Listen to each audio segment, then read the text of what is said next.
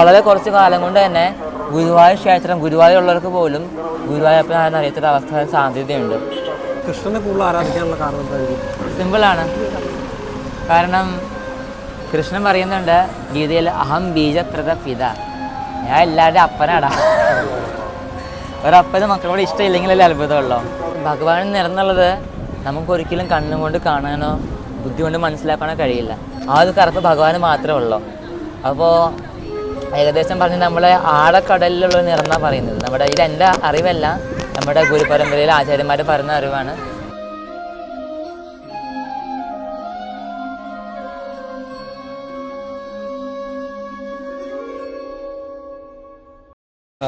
നമ്മൾ ഗുരുവായൂർ സന്നിധിയിലാണ്.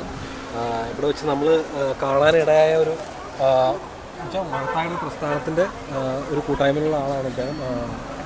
ഗോലോകം ട്രസ്റ്റ് എന്നാണ് ആ കൂട്ടായ്മയുടെ പേര്. ഒരു വലിയ കൂട്ടായ്മയാണ്. അപ്പോൾ അതിലൊരു അന്തേവാസി അല്ലെങ്കിൽ ഒരു അംഗം എന്ന് പറയുന്ന പോലത്തെ ആളാണ് ഇദ്ദേഹം.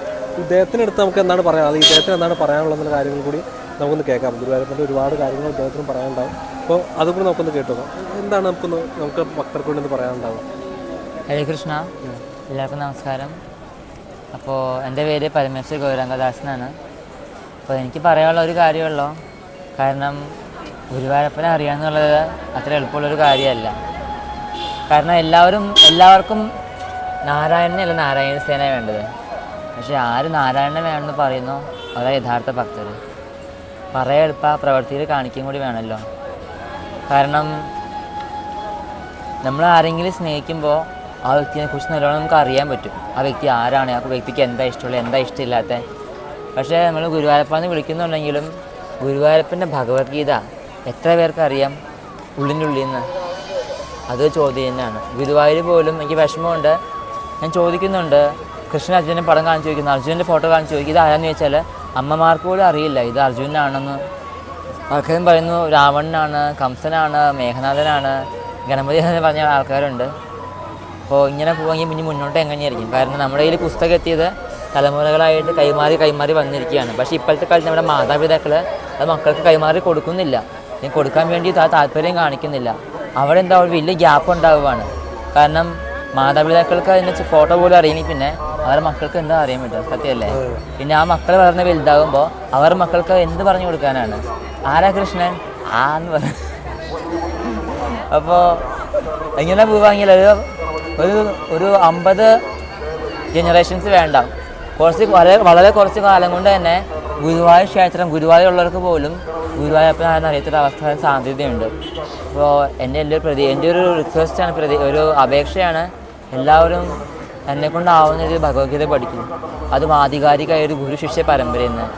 അഷ്ടമി രോഹിണിയായിട്ട് എനിക്ക് എൻ്റെ ഗുരുവിൻ്റെ ഭാഗത്ത് നിന്ന് പറയാനുള്ള സന്ദേശം ഇത് മാത്രമാണ്. കാരണം അതായത് നമുക്കും ഭക്ഷണം കഴിക്കുന്നു, മൃഗങ്ങളും ഭക്ഷണം കഴിക്കുന്നുണ്ട്. നമ്മൾ പ്ലേറ്റിൽ കഴിക്കും, അവർ തറയിൽ കഴിക്കും.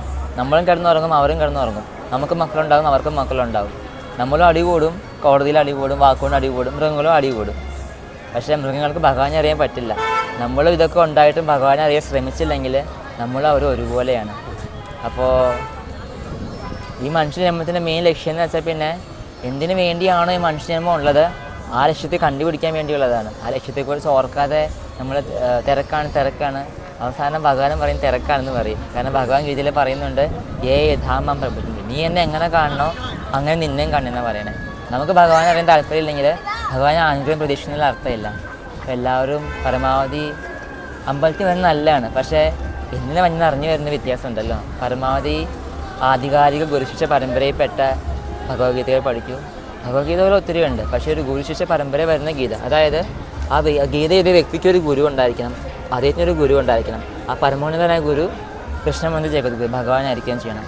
അങ്ങനെ ലോകത്ത് 4 പരമ്പരയുണ്ട്. ബ്രഹ്മസമ്പ്രദായമുണ്ട്, ശ്രീ സമ്പ്രദായമുണ്ട്, രുദ്ര സമ്പ്രദായമുണ്ട്, കുമാര സമ്പ്രദായമുണ്ട്. ഇതിൽ കേരളത്തിലെ ഏറ്റവും കൂടുതൽ പ്രചാരത്തിൽ നിൽക്കുന്നത് ബ്രഹ്മസമ്പ്രദായമാണ്. നമ്മുടെ ഹരേകൃഷ്ണ പ്രസ്ഥാനം എന്ന് പറയും. അതിൻ്റെ സ്ഥാപകാചാര്യനായ ശ്രീല പ്രഭുപാദ സ്വാമി, അദ്ദേഹം 69ാമത്തെ വയസ്സിൽ, എനിക്കൊന്നും മനസ്സിലാവില്ല. കാരണം നമ്മളിപ്പോൾ യുവത്വത്തിൽ നമ്മൾ കേട്ടാൽ മനസ്സിലാകും, പക്ഷേ പ്രായമായ വ്യക്തികൾക്ക് മനസ്സിലാക്കാൻ പറ്റും. 69ാമത്തെ വയസ്സിൽ 2 ഹാർട്ട് അറ്റാക്കും ചുമന്നുകൊണ്ട് കപ്പലിൽ ഒറ്റയ്ക്ക് പോവുകയാണ്. ഒരു പെട്ടിക്കകത്ത് ഭാഗവതമുണ്ട്, 40 രൂപയുണ്ട്. വിദേശികൾക്ക് എങ്ങനെ പറഞ്ഞ് മനസ്സിലാവാനാണ്? കാരണം നമ്മുടെ വീട്ടിലുള്ള പറഞ്ഞിട്ട് കേൾക്കുന്നില്ല, പിന്നെ വിദേശികൾ. അവിടെ പോയി പിന്നെ കണ്ട ചരിത്ര സാക്ഷിയാണ്. സത്യമല്ലേ? 108 അമ്പലങ്ങൾ 10 വർഷം കൊണ്ട് ശ്രീമദ് ഭാഗവതം ഭഗവത്ഗീത ലോകമെമ്പാടും 83 ഭാഷകളിൽ പ്രചരിപ്പിക്കാൻ നമ്മളെ കൊണ്ട് കഴിയും. നമുക്ക് ഗീതയുടെ ABCD അറിയില്ല അല്ലേ? അപ്പോൾ അങ്ങനെയുള്ള മഹാ ആചാര്യന്മാരെ പാത നമുക്ക് പിന്തുടരാം. പരമാവധി നമുക്ക് സ്വയം ആചരിക്കാം, മറ്റുള്ളവരിലേക്ക് എത്തിക്കാം. പിന്നെ പരമാവധി എല്ലാവരും ഹരേ കൃഷ്ണ മഹാമന്ത്രം ജപിക്കൂ. പാരായണം നല്ലതാണ്, പക്ഷേ പാരായണം ചെയ്യുന്നത് ആർക്ക് വേണ്ടിയാണോ ആ വ്യക്തിയുടെ നാമം ജപിക്കലാണ് അതിലും കൂടുതൽ ശ്രേഷ്ഠം. കാരണം നമ്മുടെ ജ്ഞാനപ്പഞ്ചിൽ പൂന്താനം പറയുന്നുണ്ട്, തിരുനാമ സങ്കീർത്തനം എന്നിയെ മറ്റേതുമില്ല യത്നം. അപ്പോൾ ഹരിനാമ സങ്കീർത്തനം എന്ന് വെച്ചാൽ അതിന് കാശും വേണ്ട, വഴിപാട് എടുക്കാൻ വേണ്ടി കാശ് വേണം, സമയം മാത്രം മതി. അപ്പോൾ എല്ലാവരും ഒരു ദിവസം മുടങ്ങാതെ 108 തവണ ഹരേ കൃഷ്ണ മഹാമന്ത്രം ജപിക്കൂ. ഹരേ കൃഷ്ണ കൃഷ്ണ കൃഷ്ണ ഹരേ ഹരേ ഹരേ രാമ രാമ രാമ ഹരേ ഹരേ. അപ്പോൾ അതിന് മുന്നോടിയായിട്ടൊരു പഞ്ചതത്വ മന്ത്രം ജപിക്കണം. അത് ഇപ്രകാരമാണ്: ജയ ശ്രീ കൃഷ്ണ ചൈതന്യ പ്രഭു നിത്യാനന്ദ ശ്രീ അദ്വൈത ഗദാധര ശ്രീവാസാദി ഗൗരഭക്തവൃന്ദ. കാരണം ഏതൊരു മന്ത്രം ഒരു ഗുരുമുഖത്ത് ലഭിക്കുമ്പോൾ പൂർണ്ണ ഫലം ഉണ്ടാകുന്നത്.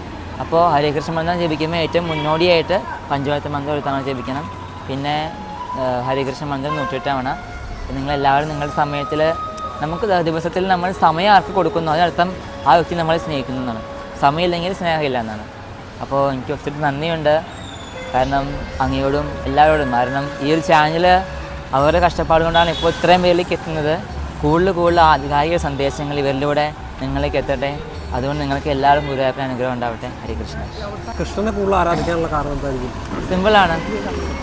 കാരണം കൃഷ്ണൻ പറയുന്നുണ്ട് ഗീതയിൽ, അഹം ബീജപ്രദ പിത, ഞാൻ എല്ലാവരുടെയും അപ്പനാടാ. ഒരപ്പന് മക്കളോട് ഇഷ്ടമില്ലെങ്കിലല്ലേ അത്ഭുതമുള്ളൂ.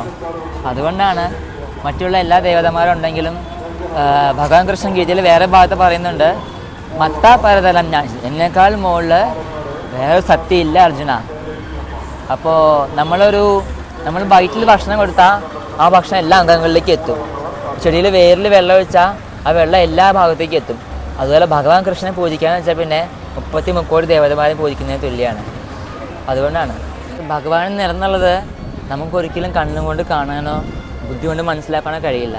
കാരണം നമ്മുടെ കണ്ണ് ഭൗതികമാണ്. ഈ ഇറച്ചി കൊണ്ടുള്ള കണ്ണിന് ഇറച്ചി കൊണ്ടുള്ള കാര്യം മാത്രമേ കാണാൻ പറ്റുള്ളൂ. ഇറച്ചി കൊണ്ടുള്ള തലച്ചോറിന് ഒരു പരിധിക്ക് അപ്പുറം ഒന്നും കാര്യങ്ങൾ ഉപയോഗിക്കാൻ കഴിയില്ല. അപ്പോൾ നമ്മുടെ ശാസ്ത്രങ്ങളിൽ പറയുന്ന അനുസരിച്ചിട്ട് ഭഗവാന് നിറം കറുപ്പാണ്. പക്ഷെ നമുക്ക് ഈ ലോകത്തുള്ള കറുപ്പല്ല, ആ ഒരു കറുപ്പ് ഭഗവാന് മാത്രമേ ഉള്ളൂ.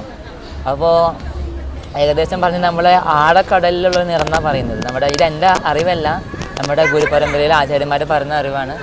അപ്പോൾ ഭഗവാന് നിറന്നുള്ളത് ഒരു പ്രത്യേകതരം കറുപ്പാണെന്നാണ് ആചാര്യന്മാർ ഞാൻ കേട്ടറിഞ്ഞ കാര്യം. ആ കറുപ്പ് നമ്മുടെ ഉദ്ദേശിക്കുന്ന കറുപ്പല്ല, ഭഗവാന് നിറം ഭഗവാന് മാത്രമേ ഉള്ളൂ.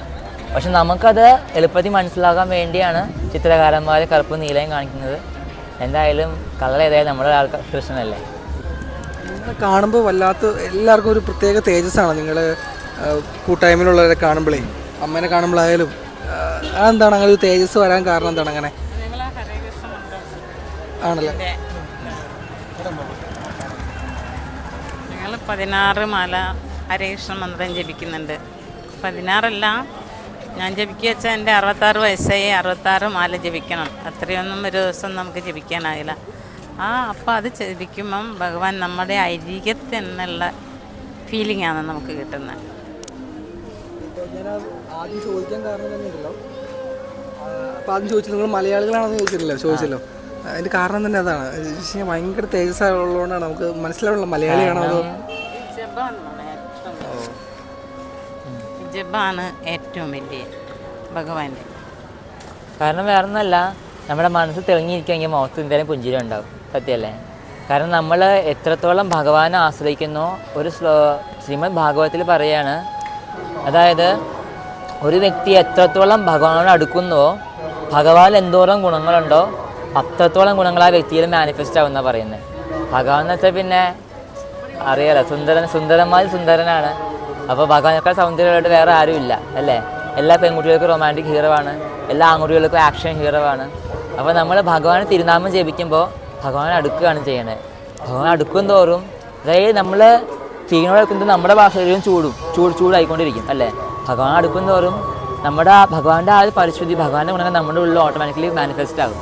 അതുകൊണ്ടാണ് അതുകൊണ്ടാണ് നമ്മൾ ജപിക്കാൻ പറയുന്നത്. എല്ലാവർക്കും ലുക്ക് വേണം, പക്ഷേ ഈ തൊലിപ്പുറത്ത് എത്ര പൗഡർ ഇട്ടാലും അത് കഴുകുമ്പോൾ പോകും. അതൊരു ആർട്ടിഫിഷ്യലാണ്. പക്ഷേ പൗഡർ ഇട്ടില്ലെങ്കിൽ ഇപ്പോൾ ഒരു നാമം ജപിക്കുന്ന വ്യക്തികളെ കാണുമ്പോൾ തന്നെ അവരുടെ മുഖത്തൊരു ഗ്ലോ ആയിരിക്കും. അപ്പോൾ എനിക്ക് ഒത്തിരി നന്ദിയുണ്ട്, കാരണം അങ്ങയോടും ക്യാമറമാനോടും എല്ലാവരോടും. കാരണം ഈ ഒരു ചാനൽ അവരുടെ കഷ്ടപ്പാട് കൊണ്ടാണ് ഇപ്പോൾ ഇത്രയും പേരിലേക്ക് എത്തുന്നത്. കൂടുതൽ ആധികാരിക സന്ദേശങ്ങൾ ഇവരിലൂടെ നിങ്ങളിലേക്ക് എത്തട്ടെ. അതുകൊണ്ട് നിങ്ങൾക്ക് എല്ലാവരും ഗുരുവായൂരപ്പൻ അനുഗ്രഹം ഉണ്ടാവട്ടെ. ഹരേ കൃഷ്ണ.